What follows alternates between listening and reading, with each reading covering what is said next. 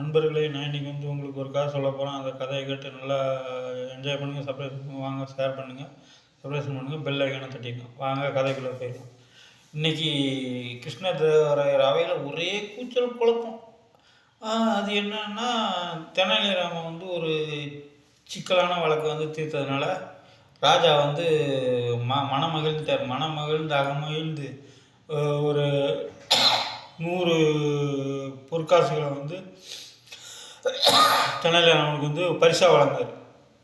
தெனாலிராமனும் பரிசை பெற்றுக்கிட்டான். பெற்றணுன்னா இந்த காசை நம்ம எப்படி எடுத்துகிட்டு போகிறது அப்படின்னு தெரியலையே அப்படின்ட்டு அவர் யோசனை பண்ணார்.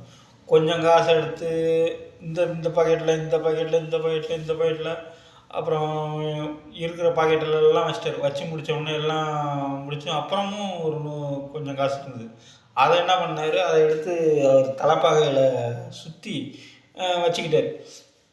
வச்சுக்கிட்டோன்னே சரி, நம்மளுக்கு ராஜா பரிசு வழங்கினார், நம்ம அவருக்கு நன்றி சொல்லணும் என்று அவர் குனிஞ்சு வணங்குறாரு பாருங்க. அவர் தலைப்பாக கீழே விழுந்து அதிலிருந்து பொற்காசுகள் எல்லாம் அங்கங்கே சேதறி போச்சு.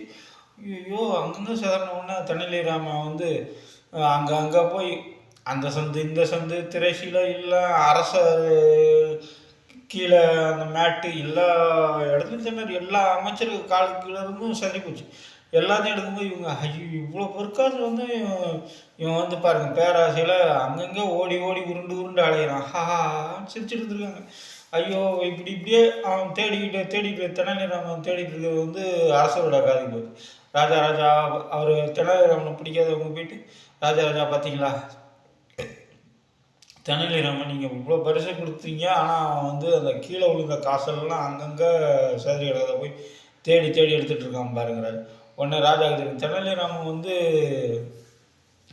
எதுவும் காரணம் இல்லாமல் செய்ய மாட்டானே, சரி இருந்தாலும் என்ன தான் இருக்குன்னு பார்ப்போம். அப்படியே சிரிப்பு சத்தம் இவரும் தெனாலிராமனும் விடுற மாதிரி இல்லை, அங்கங்கே அப்படியே கீழே விழுந்ததெல்லாம் தேடி பிடிச்சி எடுத்துருந்தது.